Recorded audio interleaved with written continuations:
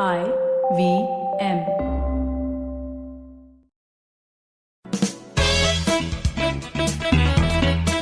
Welcome to Audio Gyan with Kedar Nimkar, a podcast that documents insightful conversations with Indian designers, artists, musicians, writers, thinkers, and creatives of all types. Catch us on iTunes or visit audiogyan.com for more Gyan sessions. Here's your host, Kedar Nimkar.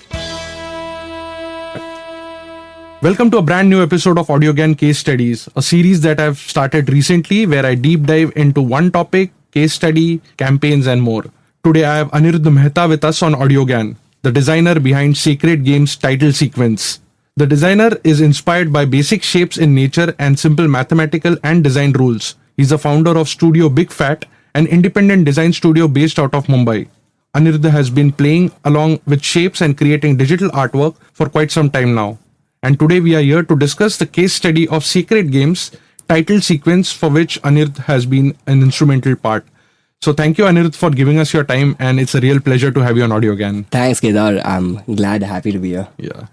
So as I mentioned, this case study is mainly to understand what went behind the title sequence of Sacred Games, because it's quite rich in its nature, and I've come up with like few questions, and let's see how. Let's dive in.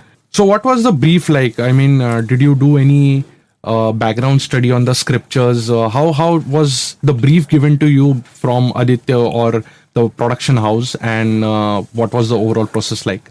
So I was actually approached by Yashoda Parthasarthi and Vijesh Rajan. They run a studio called Plexus Motion. They're basically VFX artists, so they have worked with Phantom a bunch of times before.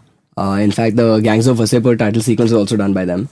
Okay. And so they were approached to do the VFX and I think the title sequence for Sacred Games. And because, so there was the brief had like mandalas incorporated, and then they had to like use this sort of mandala design. That's kind of where the brief started from. And they immediately thought of me, and that's how I came on board.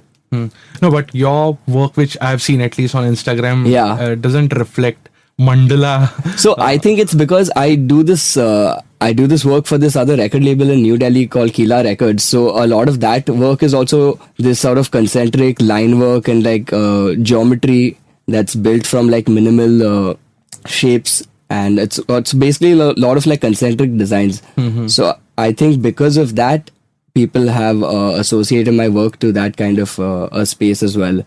So I think that's how. But I mean, that's at least what I think is because of that work is how they got me on board for this. But did they have some vision of that their Sacred Games title has to be geometric, or they had some vision of it, or it was conceptualized by you? No, so in the show itself, like there's a mandala which is like integral part of the storyline as well. So they definitely wanted to use a mandala, and so the conversation did start from there. So bringing the mandala in was already a part of the conversation was already going on, and I stepped in after that. Okay. To sort of construct it and piece it together. I would like to tell the listeners before like continuing with this show is that they should read one nice article on Architectural Digest. It laid down all the screenshots of the title sequence. Yes. So what was the process like coming up with the first draft?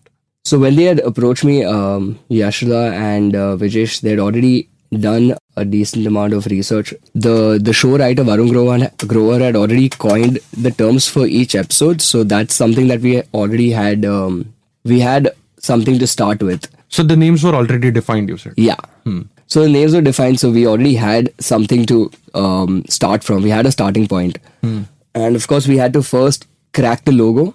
So there's the main logo, which is it's a sort of S and G intersecting monogram. Correct. So of course S and G is Sacred Games, but it's also the names of Sartaj and Gaitonde. Oh, so that's interlocking because it's about the story of these two individuals. So we kind of cracked the logo, and the logo is supported by the main mandala, which is also used in the show. So I think once that main construction of the mandala was cracked, then the design language I feel like was cracked, and then the benchmark was kind of set, and then everything else, all the 8 episodes which have their own mandala as well. Once that design language was cracked, it was easy to follow that benchmark. So it kind of laid the principles and the rules to construct all these other 8 episode titles. Yeah. The Sartaj and Gaitonde was quite an insight. Yeah. Was it intentional or was it in retrospective which you like connected? A bit of both. A bit of both. I mean, the intention was to, of course, crack a monogram with S and G. And while we cracked it, it came as like an afterthought. We were like, wow, okay. So it also works as Sartaj and Gaitonde. Brilliant. And why did you choose to go about going minimal route as opposed to, because the mandala is more like a traditional Indian style, so you could have anyways gone different routes, like probably ethnic or much more Indian, culturally Indian. But so what was the process behind going it? Was it first of all intentional to go minimal route, or is it because of your expertise, or what was the well, process it's obviously also, I mean, mainly it's also because of my skill set and what I can bring to the table. Like, I would probably not be able to construct a very traditional looking mandala because that's not my style and that's not something that I can do very well. I'm sure somewhere else, if they had to take on it, they would have been able to do it and done a great job.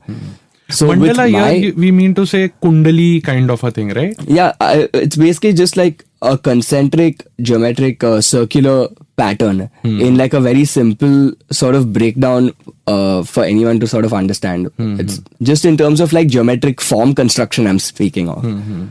So personally, I think also it's a Netflix show. It's going to be aired internationally. I definitely did not want to do like a very traditional, obvious looking design language.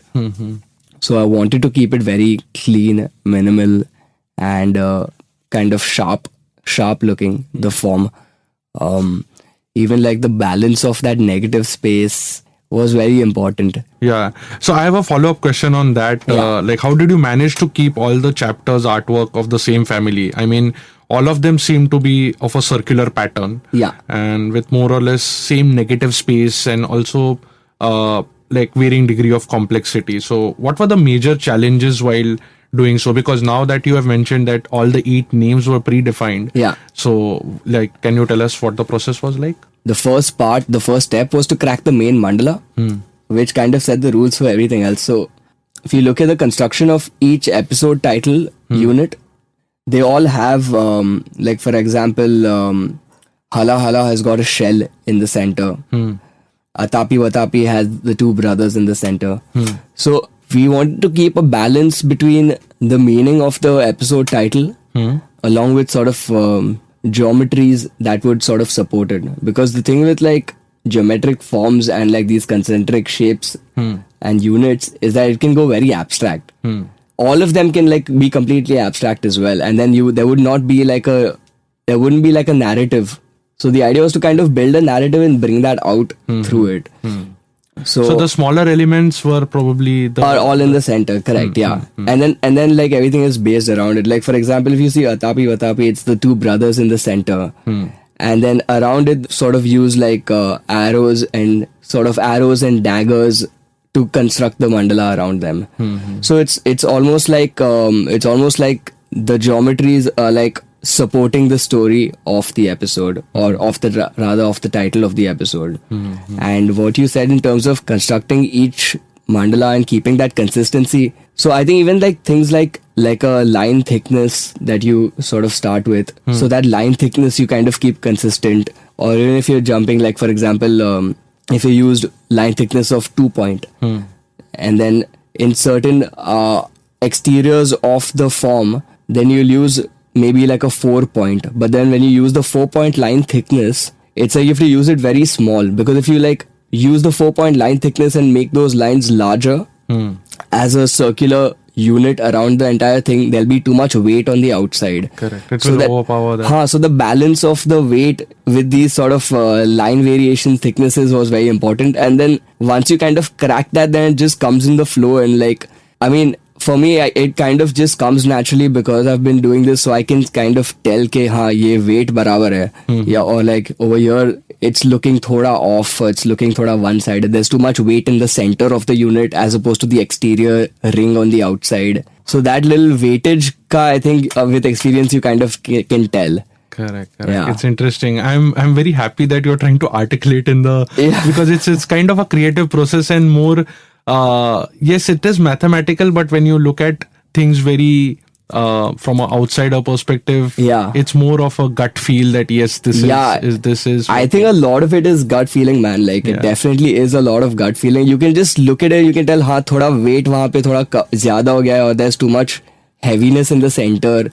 So then little bit you just adjust it and it kind of works. I think once it's done, you kind of know it's done. Like But what kind of freedom you had? So like I want to understand the process. So you work on that creative, Yeah. one episode, Yeah. and then that goes for approval, Correct. feedback, or what was the So process? in fact, in those terms, it was very smooth. So like I sent a couple of logo units. The first round was basically just cracking the logo and the look of the mandala. So I mean, I'd even attempted like some square units. Okay. So there were the main mandala, which is it says Sacred Games with the SG monogram in the center, and there are 8 episode ka. Each episode ka iconography is around it.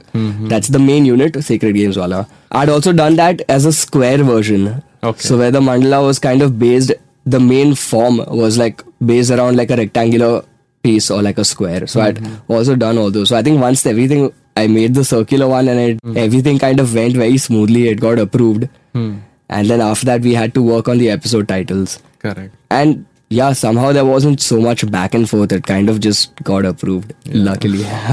That the credit goes to you for creating, which is much more me, appealing. not just me, it's me and the Plexus team, because we sat together and we built everything, and we kind of like I constructed it, but it was with their help and like their expertise, because they definitely had more knowledge about the Hindu mythology aspect of it, about what each episode meant. Because when it first came to me, I literally had no idea. I'm like, what are these words? I have no idea. Like, you all have to explain to me, because I need, if I'm going to construct this, I need to know. Okay, what is Atapi Vatapi? What's the story behind it? Correct.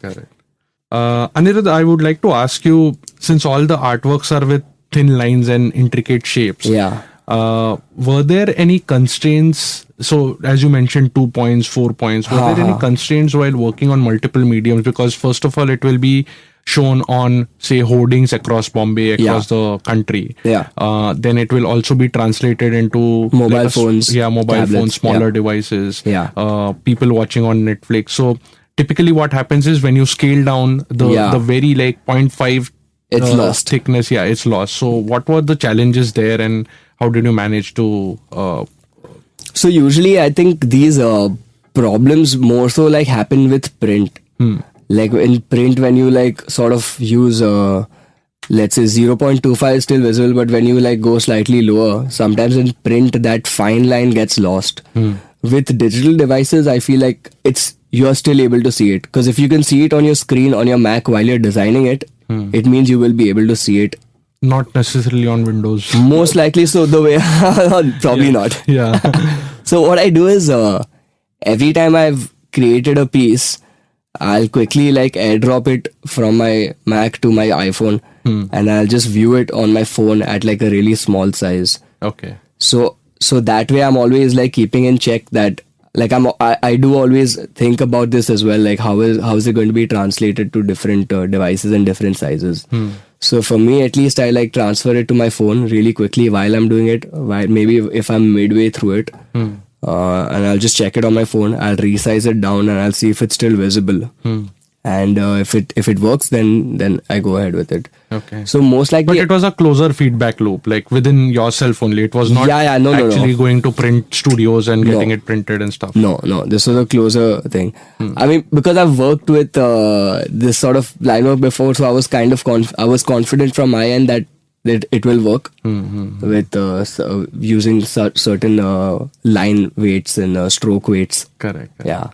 Interesting. Going further deeper into it, the complexity of each artwork for various chapters keep increasing as you go along, and this is what when I stumbled, like it was not very evident while I was watching the watching the series, but when I was reading that article and going through other references, I've seen, like, this is my observation, that the complexity goes on increasing from the first to the 8th episode, except for the 6th one, I think Pretakalpa, which is slightly Yeah. again slighter. This is amazing. Was it intentional? No, this is amazing because I think this is the first time even I'm hearing about it. I'm literally looking at it right now to see if that was the case. Yeah. But no, to be very honest, it wasn't intentional to kind of make the complexity of each unit more complex. Yeah, that wasn't the idea. Okay. In fact, As the story evolves and Yeah. it is getting complex and there are a lot more characters introduced, lot Yeah. more things happening in parallel. So I thought it was a process of I wish I could say yes, Yeah. but no, that's not. maybe you that can wasn't the market case. it this way then. Yeah, sure.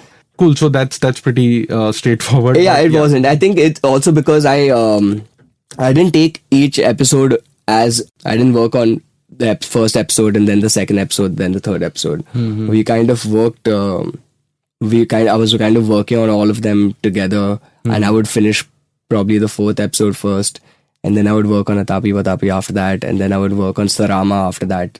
So I was not working in ascending order. Yeah. Cool. Again, moving on to the next question, which were you part of finalizing the typeface also? Yeah. Okay, so in that context, was it a custom typeface? Oh Was no, it wasn't a custom type. So how did you pick the typeface? Because it should match the mandala concept also. Yeah. And so what are the characters, characteristics of that particular font face or typeface which you picked? And So- which one was that for So our audience? there are two typefaces that were used in it. First was one of them is the main Sacred Games typography, which was Saunders Sans. It's so that typeface. If you see, it's got it's slightly like rough and rounded around the edges. It's got like a slight brush stroke feel which you can't see from a distance, but if you observe it a little closer, it's got that little bit of rough texture treatment to it. So that was going to work well because that worked well because we kind of had an idea of how the VFX treatment was going to be. Okay. So we were looking for something like that, and also wanted the typeface to be a little bold because that's where when you mentioned about how will it be translated to print and billboards and those things. So and it's a clean sans serif font, which is kind of what we wanted for at least the main Sacred Games type unit. So it was bold, it was clean, it had the weight, it was thick, so it worked really well. And even the monogram of the S and G, that interlocking S and G unit, uska line weight is also quite thick, so it supported that, which was the main thing. We wanted the typeface of Sacred Games to support that interlocking S and G unit. So they were both thick, so that complemented each other. Correct. Whereas for the episode titles, went with a much cleaner, there's a font called Antwerp, so it's a much cleaner serif font. It's really beautiful, and I feel like that supported each episode title construction, the mandalas, very well. Because those were also rather the treatment of it was much finer, it was more intricate, it was slightly delicate in parts. So Maybe it had to balance with the thin strokes of the mandala as exactly. well, yeah. So there a nice serif, classic serif typeface worked very well. And everything was picked by you. Yeah. Oh, very interesting. Just slightly changing tracks here. What was it working like with the team? You mentioned a couple of names and Yeah. Varun Grover, Aditya, Anurag Kashyap. So actually, the funny thing is, I never actually met Varun Grover, and I never actually met Anurag Kashyap either. Oh, okay. So we had one meeting with the Phantom Films guys. It was with Vikramaditya Motwane. So we met him first. They kind of that was more like we were just discussing title sequences in general. So everyone was just kind of talking about their love for title sequences, and we looked at a couple of title sequences. It was more like an appreciation sort of meeting where we were looking at different title sequences and being like, okay, this is what I like about this, and this is what I like about that. And this was the very first meeting in the beginning. And then we kind of understood where they were coming from. And then after that, it was just a smooth sail from there on. I didn't meet them after that. Okay. But what was Vikram's take on this overall? He wanted to be edgy, he wanted to be smooth, he wanted to be... What was the the keywords which you picked up? So for me, rather classic was one of the main things. Okay, it was like it needed to be like almost like a very classic unit. Wanted to be Indianized, but not too Indianized as well. But for me, I think it was like to kind of bring out this sort of suspense and thriller aspect into it, which is kind of like there's like this kind of double layer of information to it, where you see it at first, but it takes like a deeper meaning for you to kind of understand what exactly it is. Like even when I told you about the Sartaj and Gaitonde part of it, so that's like not the first layer of information. If you kind of like dig a few layers deeper, then you kind of, it would hit you after that. It's almost like an Easter egg that you later realize, oh okay, that is also there, So it was about that. It was kind of like keeping this whole suspense theme intact and like kind of having that translate through a visual language and like a graphic system that supports what the show is about. That was, I think, the main thing to crack. Wow. And which is your favorite among the 8 episodes? Man, that's such a hard one. Yeah. But I think I have 2 favorites. One of them is Hala Hala, and the other one is Rudra, which is the last episode. Okay. So I just feel like the graphic unit in the center and the sort of geometric construction of the mandala around it, they support each other really well. I'm just talking about literally in terms of the form, construction and the balance. Like I like how those units look. Yeah. Wow. I'll put them on my website. Done. So Anirudh, just this is more towards the post-production part of it, because I have personally, even I'm a designer, so I deal with graphics sometimes. So after doing these episodes, what was the role what was your role particularly while doing the post-production? I mean, I want to understand, because there are like, you must have done Illustrator or like static images, right? Yeah.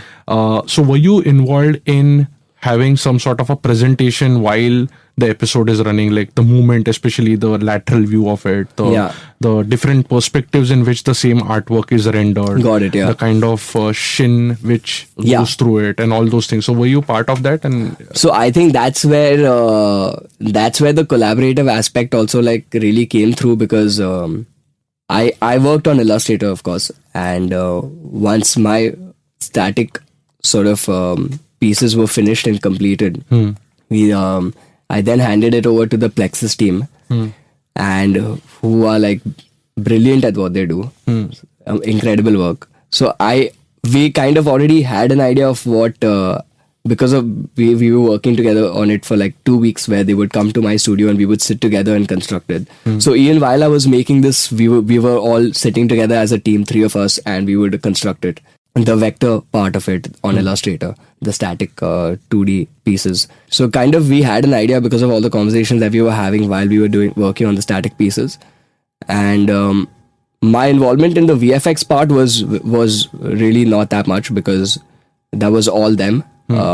Taking it into After Effects, for example, and like, or Cinema 4D, and like converting it into like 3D pieces, adding that shine on it, adding like the finer touches, and just giving it that sort of finesse to convert it into like a complete final piece. So, but was there any back and forth, because it looks different when you are looking at a 2D object, but when it's converted into 3D, maybe you wanted to add some more details to bring out the intricacies. So they did. If you see the title sequence in the beginning, there is like this sort of this motion gradient paint that kind of comes in and it dissolves. It's there in the beginning. So that all came from them. So even like the certain colors were added by them. So what I was working on Illustrator had a gold gradient on the entire thing. So we kind of knew that we wanted to go with the gold gradient. And once we presented only this black and gold unit to the Phantom guys, they suggested that we try something with color. To add some sort of color in it. So adding that color, when I tried to take it on Illustrator and try to add that color, suddenly it was losing that whole finish to it. Like it wasn't looking as sexy and classy as it was with just that black and gold. So it wasn't working too well. So we decided to like not add the color on Illustrator, because it was definitely losing its charm. And then there were like certain parts where the coloring was done on post. So that definitely added a lot more value to it. I think the color is only for the main secret games where Exactly, there's in the green intro. and Yeah. I think I have one last question on this note. Yeah. What were your biggest learnings while working on this project? So, I mean, even though this was probably one of the projects that I worked on, which is like so widely appreciated and like, I mean, of course, it's seen by a lot of people, so it reached a much larger audience. But for me, it's like still the same as working on a small project, because like my approach towards something like this, even though it's a very huge platform, is the same as like me working on a small album artwork that will be seen by a few hundred people. So for me, approaching whatever, no matter how big the project is, I kind of approach it the same way. The learnings definitely came after, because there were so many interviews and so many things that happened that were followed by this, and certainly helped me reach a lot of people. But yeah, I think the learnings are always the same, which is it's the same whether I do like a large project or a small project. So yeah. I hope you were paid well for this. Yeah. Let's not talk about that. Cool. On that note, I would like to conclude this episode, but Yeah. just quick few questions. Will you be working on the Sacred Games Part 2? So I mean, I'm hoping so. There's nothing which is completely confirmed on email yet, but yeah, I think I assume that I will be. Oh, wow, nice. So Yeah. all the best for that. Thanks so and much. really looking forward for the next set of title sequences. Amazing. We'll probably do this again after that. Then. Sure, definitely. And if people have to follow your work, collaborate, or simply connect with you, Instagram is one place, but any other place? So usually Instagram is one place. My Instagram handle is The Big Fat Minimalist, and my website is studiobigfat.com. So you can probably shoot me an email there or slide into my DM. Yeah, definitely. I want to cover this part of it, like the Big Fat Minimalist, what kind of work they do, but I think that will be a separate episode. Great. Yeah. Okay. On that note, I really thank you for giving Thanks, your time. man. It was a lot of fun. Yeah. Cool. Okay, that's it. Thank you. Cheers, guys. That was Aniruddha Mehta from the studio Big Fat. That's right. And do check out Secret Games. Amazing. Thanks, guys. Thanks. And that's it from today's Gyan session. Catch us on iTunes, Saavn, Stitcher, or any podcasting app you use. Do rate us on iTunes and follow us on Twitter, Facebook, and Instagram. Stay tuned for more Gyan on audiogyan.com. Till then, bye.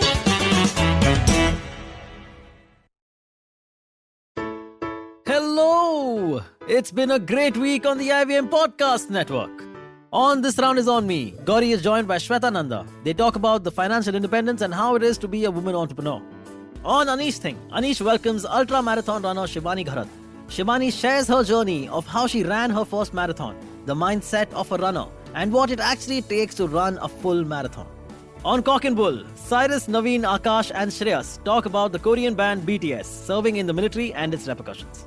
On Think Fast, Varun and Suchita discuss Wing Greens and their latest acquisitions and about the Indian sexual wellness market. And on Shunya One, Sheila Datya is joined by Dinika Bhatia, CEO and founder of Nutty-Gritties. They talk about coming from a business family and Dinika's journey in creating healthy and guilt-free snacking. Once again, don't forget to visit our merch store on ivmpodcasts.com. We have some exciting new merch out there for you. Also, do follow us on social media. We are IVM Podcasts on Twitter, Facebook, Instagram, and LinkedIn. And do remember to spread the word about these shows and any other shows you might be listening to. Appreciate them, rate them, and review them wherever you are listening to them. You can also check out all our other shows on youtube.com/IVM Podcasts.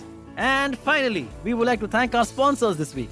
Volvo XC40 Recharge, Bumble, Heads Up for Tails, Kotak Privy League Program, and HDFC Mutual Fund. Thanks, guys. Without you, this would not be possible. Do you often find yourself surrounded by conversations about Web3, blockchain, NFTs, DAOs? What are these terms and how do they affect our future on the internet? So many questions, but don't worry, we've got answers to all your questions. Hi, I'm Eklavya Bhattacharya, and on our show Future Proofing, we try to decode the impact of these future technologies on various industries with experts and tech enthusiasts. Tune into new episodes coming out every Thursday on the IVM Podcast app and the website, or wherever you get your podcasts from.